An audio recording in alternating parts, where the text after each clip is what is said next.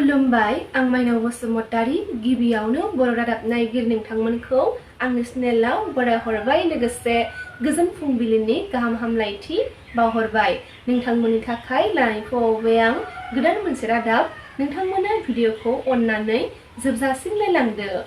दिनैनि गिबि खौराङाव दङ फैगौ मेट्रिक आनजाद होगिरि फरायसाफोरनि थाखाय मोनसे गोनां खौरां। फैगौ मेट्रिक आनजाद होगिरि साफ्रोमबो फरायसाफोरनि थाखाय आसाम सोरखारा फैगौ 1 नभेम्बरनिफ्राय मेट्रिक आनजाद जोबजासिम मेट्रिक आनजाद होगिरि साफ्रोमबो फरायसाफोरनि बेंक एकाउन्टआव 300 रां हरनाय जागोन होनना आसामनि गिबि मन्थ्रि बिथां डक्टर हिमन्त बिश्व शर्मा बिथाङा फोसावदों।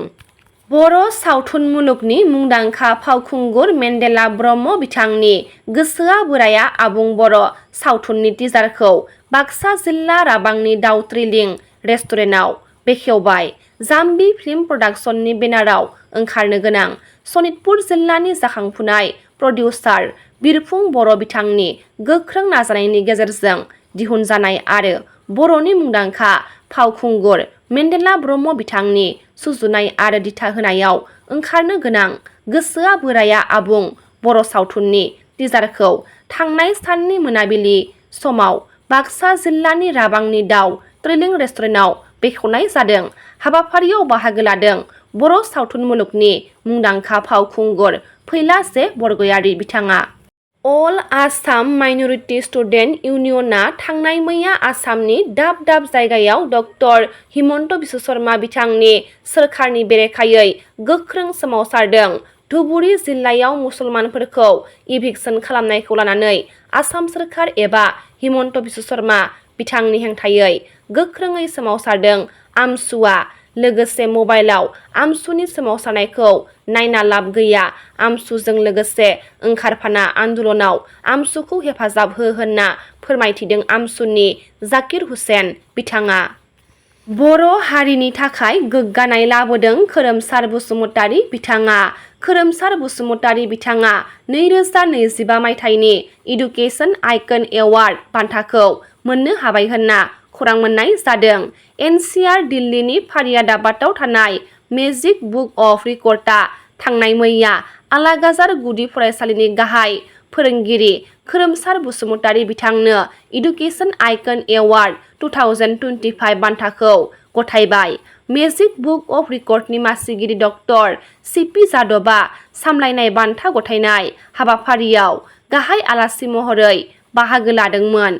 सुप्रिम कर्ट अफ इन्डियानि एडभकेट आरो इन्टारनेशनेल वेलफेयार हिउमेन राइट्स फाउन्डेशननि मासिगिरि डक्टर राम अवतार शर्मा बिथाङा। मख'नो गोनांदि बे बान्था गथायनाय हाबाफारियाव महाराष्ट्र, गुजरात, उत्तर प्रदेश, पश्चिम बंग, आसाम, तेलेंगाना, अन्ध्र प्रदेश, उत्तराखन्ड, हारियाना बायदि गासै मोन 18 रायजोनि गोबां आयदानि सुबुंफोरनो बान्था गथायनाय जादों। थांनाय माखासे सान सिगां सिखना जोहोलाव माहारियारि पार्क जानाय एबा फोसावनायनि सिगाङाव रायजो जाना थानाय रायजो राजाफोरा बिटिआर सोरखारनि खावलायनाय लेखा बि जायगाखौ नागारना गुबुन जायगायाव बिटिआर सोरखारनिफ्राय हा मोननो हानाय दादगारिनि फुलबारि आलायआरन गामिनि रायजो राजाफोरनि गोख्रों अजद आरो सोरखारखौ साबायखर बावहरदों। खौरां मेलनि गेजेरजों इभिक्सन खालामखांनायनि उनाव अखानायै हाग्रामा महिलारि बिथाङा न' खाना हैगोन बुंनाय रावफोरा नंखाय होनना अजद होदों। बिथांमोना जोंखौ खबर लाफैयाखै आरो नायफैयाखैबो।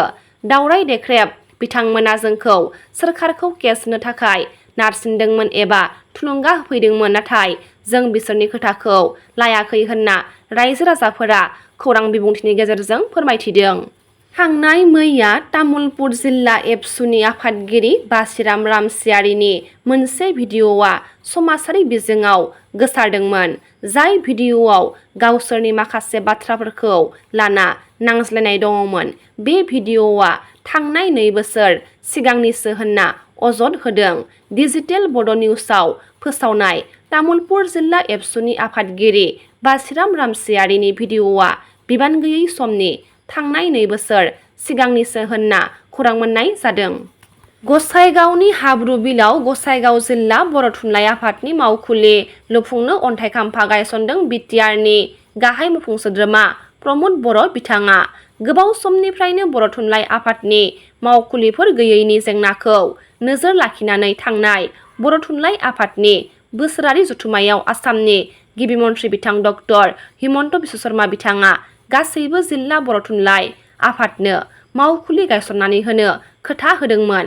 बेबायदिनो थांनाय मैया गुबुन गुबुन ओनसोलाव बर' थुनलाइ आफादनि मावखुलिफोर गायसननानै होनाय बायदिनो गसाइगावनि हाब्रुबिलावबो गसाइगाव जिल्ला बर' थुनलाइ आफादनि मावखुलि गायसननो थाखाय बिटिआरनि गाहाय मावफुं सोद्रोमा प्रमद बर' बिथाङा अन्थाइ खाम्फाखौ गायसननानै होबाय।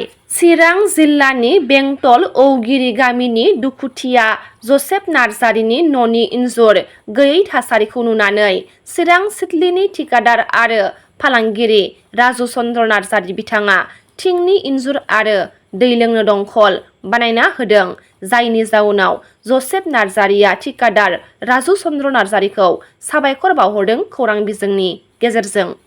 दैज्लां बोथोरनि समाव आसामनि दाब दाब जायगायाव अखा आरो दै गैयैनि जाउनाव आबादनि सायाव सोनारनानै जिउ खांनाय आबादारिफोरखौ जिंगायाव खोख्लैदों। अखा दै गैयैनि जाउनाव आसामनि दाब दाब जायगानि आबादथिलिया रानखावनो हमलांदों। बिटिआरनि गाहाय सिएम प्रमद बर' बिथाङा सोरगोआरि महेश्वर मोसाहारि मेम'रियेल कमिउनिटि हलखौ फाहामनाय आरो फोसाबनायनि थाखाय अन्थाइ खाम्फा बेखेवदों। थांनाय मैया सिएम प्रमद बर' बिथाङा बिजनीनि पास्लाबारियाव सोरगोआरि महेश्वर मोसाहारि मेम'रियेल कमिउनिटि हलखौ फाहामनाय आरो फोसाबनायनि थाखाय अन्थाइ खाम्फा बेखेवबाय। बर' सावथुन नायनो मोजां मोनग्रा बर' रायजो राजाफोरनि थाखाय मोनसे गोजोनथाव खौरां सानजारां सावथुननि ट्रेलारखौ आर'नाइ फिल्म प्रडाक्शन इउटुब चेनेलाव हगारनानै होबाय होनना मिथिनो मोन्दों। लखिमपुर जिल्लानि जाखांफुनाय प्रडिउसार अनजालु बसुमतारी बिथांनि गोख्रों नाजानायनि गेजेरजों बे बोसोरावनो गोदानै फैनो गोनां साबना हामना प्रबिन मैथा बर'नि लिरनाय आरो डाइरेक्सन होनायाव आर'नाइ फिल्म प्रडाक्शननि बेनाराव दिहुनजानाय सानजारां सावथुना आबुं महर मोनबाय आरो बे सानजारां सावथुननि ट्रेलारखौ आर'नाइ फिल्म प्रडाक्शन इउटुब चेनेलाव हगारनानै होबाय। बे सानजारां सावथुनाव सोरां नार्जारि, पुजा मेरि, प्रबिन मैथा गोबां गोदान गोजाम आर्टिस्टफोरखौ नुनो मोनगोन। सानजारां सावथुनखौ फैगौ 16 आगस्ट खालि धेमाजि जिल्लानि सिमेन्ट सापुरियाव थानाय एसबि बर' गोजौसिन फरायसालिनि गेलेग्रा फोथाराव बेखेवनाय जागोन होनना खौरां मोन्दों। गोसो गुदुं सावथुन दिन्थिगिरि नोंथांमोना जानबुं अनजिमा 8753934314 नाम्बारनि गेजेरजों फोनांजाब खालामनो हागोन। नि रादाबा एसेनोसै। गाबोन फिन गोदान रादाब लानानै लोगो मोनगोन।